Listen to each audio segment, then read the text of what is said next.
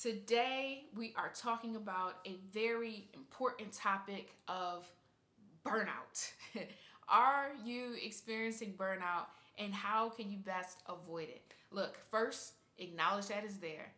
Grinding on the day to day of your job, working through the management of your life, going after big, audacious goals. These are all major buckets of life demands that could potentially create this experience of burnout for you. I know what it feels like to be in a position where you feel overwhelmed by the demands of life. You feel that you don't quite have a handle on the task or the affairs that are showing up in your life, whether it be with work, whether it be your spouse, whether it be friends, whether it be your siblings, the people that have demands and callings on you every single day. Not to mention the calling that God has on your life with that vision that He placed on you to be able to pursue. All of the things that are happening in your life at sometimes can feel a sense of overwhelming demands that you cannot control, or you feel that you can't control them. The burnout is that experience of those moments that you say to yourself, I can't do this, I'm tired, I don't feel like it, why can't I get ahead? Or even you will see these things show up in your daily activities.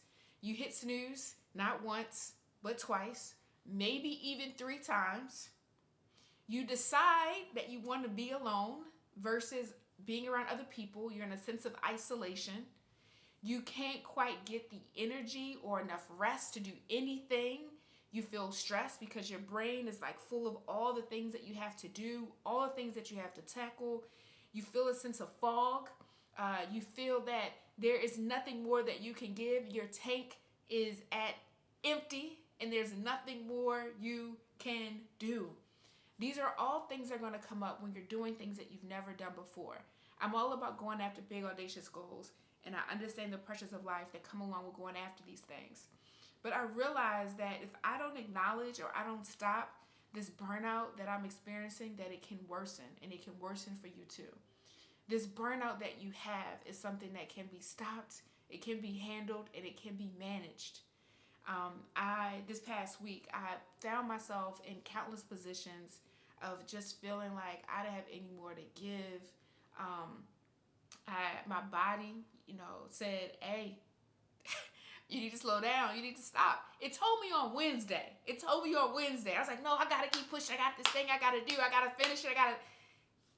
I did those things, but it was at the cost of my own self-well-being, and it wasn't cute. It ain't cute. My face is breaking out. I got a cold sore that's showing up on my lip. But I'm never here to come before you with all the answers as if I know it all. I'm here to be authentic and as truthful as I possibly can be when it comes to going after your goals, because I am constantly working on myself to evolve to become the person that I desire to be. And I truly believe that you can get to where you desire to be by taking it one day at a time.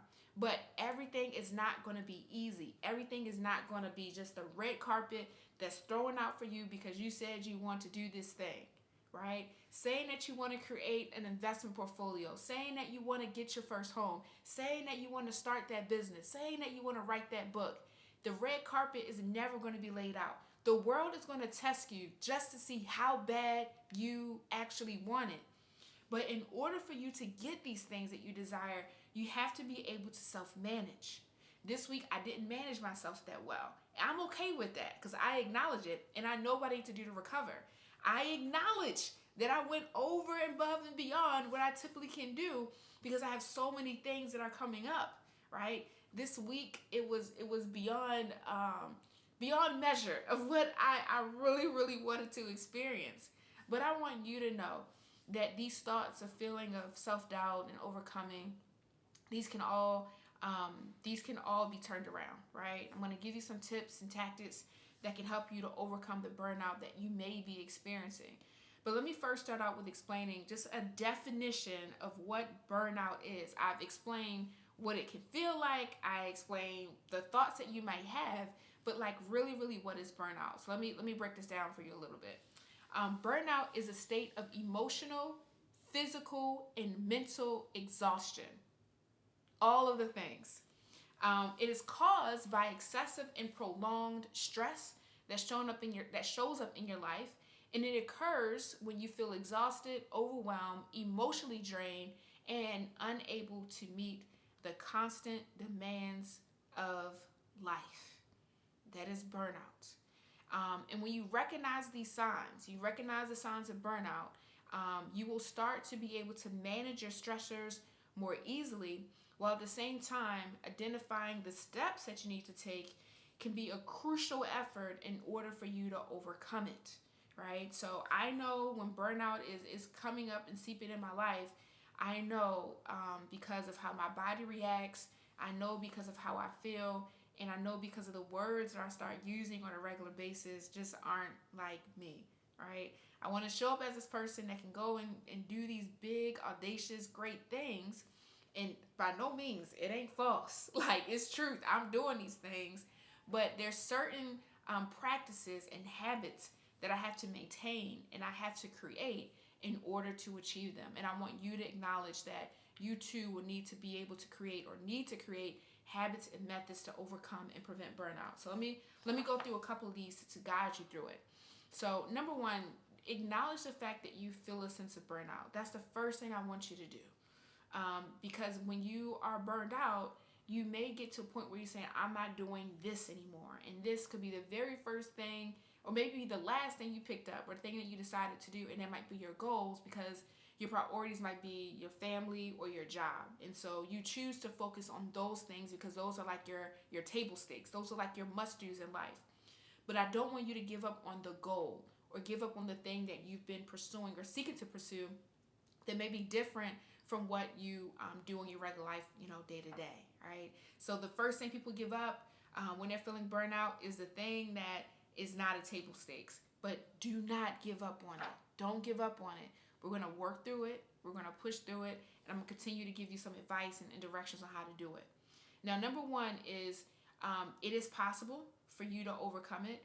And the things that you have to do to overcome it, number one, is prioritize your self-care. That's the first thing you have got to do is prioritize self-care. I know for me this past week, I did not prioritize my self-care. Everything was pushed above it and before it. I didn't work out this week. I think I went out and went for a walk twice this week, but it wasn't enough of that vigor of getting a nice workout of a sweat. And I know that works for me because when I work out, I'm releasing some of the stress and tension in my body. My blood is circulating and it's flowing the way that it normally would. Prioritizing self-care for me also got pushed to the side because I hadn't been to the chiropractor or gotten a massage since February. And if you're watching this right now, it is now the end of end of April, getting ready to be May. And so I prolonged and I rescheduled my chiropractor and my massage. And that is something that I know that I need. Now, that may not be your sense of self-care, but I know I need that because it helps me to crack the places in my body that may be tight or tense, and helps my blood to flow naturally. And also when I get a massage, it helps to relax my whole body. Like, it just gives me a sense of peace. And it just helps me to just feel like I'm taking care of myself, and my body, feels the difference. So number one is definitely prioritize self-care.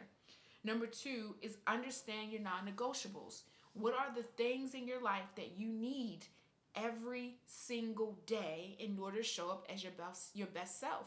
If you don't know your non-negotiables, you will begin, right, to allow other things to get in the way of them. Your non-negotiable might be 8 hours of rest. Your non-negotiable might be that you absolutely need to spend time with your daughter or your son, and you need to be able to put them to bed at night. Maybe your non-negotiable is making sure you have some time to just relax, decompress, and watch your favorite TV show. Whatever your non-negotiables are, know what they are, and don't let anything overshadow or overcome those things or get in the way of you having those non-negotiables. But you have to define that for yourself, and you need to maintain that. And the third thing I want you to do is to take breaks throughout your day, right? Taking breaks throughout your day could be a 1 hour lunch break, making sure you take that full 1 hour, or taking 5 minutes away from the laptop or a computer. Maybe incorporating a moment to take a break and get a cup of tea.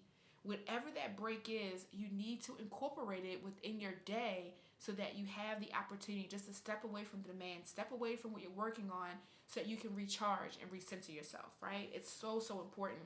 Those are the three things that you absolutely can do. I'm sure there's other things that you can incorporate, but I think these are the three critical steps of what you can do every single day and implement so that you don't experience the burnout. Now, if you're like me who did in fact experience burnout and now you're trying to recover from it, I am recovering from it this week. What I am doing is I'm revisiting my schedule and how I am managing my day. I was putting in workouts at the end of the day, but by the end of the day, I was so tired. I was finding other things to do, answering phone calls and demands.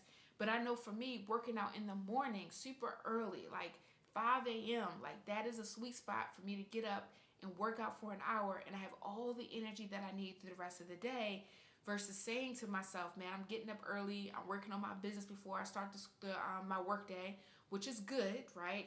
But then at the end of the day, I negate the fact of my own self-care, right? So I want to encourage you to think about what are the things that could be causing you to experience burnout and how can you adjust? How can you shift? What do you need to do? And if you are still struggling with burnout and you can't quite get over it, one of the things I recommend that you do is just to rethink what are the things that you have on your plate and is it too much? In fact, this month I am reading the book One Thing. One Thing is a great and excellent book to help you figure out what is the one thing you need to do so you don't overwhelm yourself.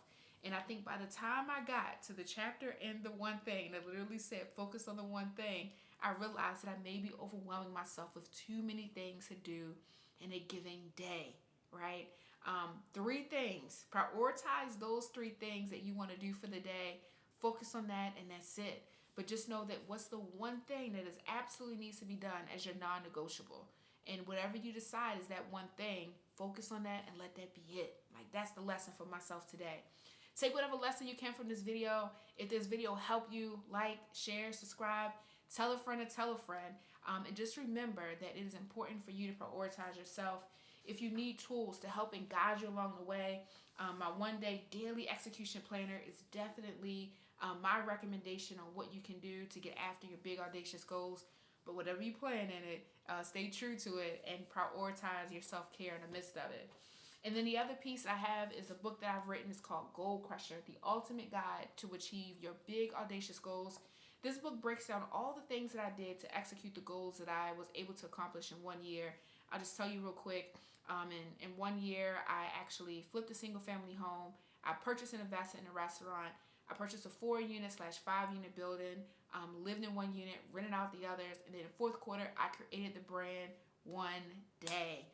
In that one year, I was hitting on a major goal every 90 days. I wish I could have captured all of it. It was quite a year, and I just can't believe all the things I was able to do.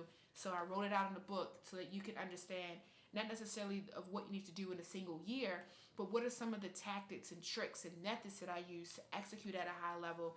And that year was a year of me doing things that most people can't do in the midst of their lifetime. I did it all in 1 year. I didn't stress myself, burn myself out along the way. I had my moments, but that book actually captures some of the things that you could also use to go after your big audacious goals. So enjoy the rest of your week. I'll be back again with another video to help you continue to strive and pursue your big audacious goals by taking it one day at a time. All right, have a good one. Bye.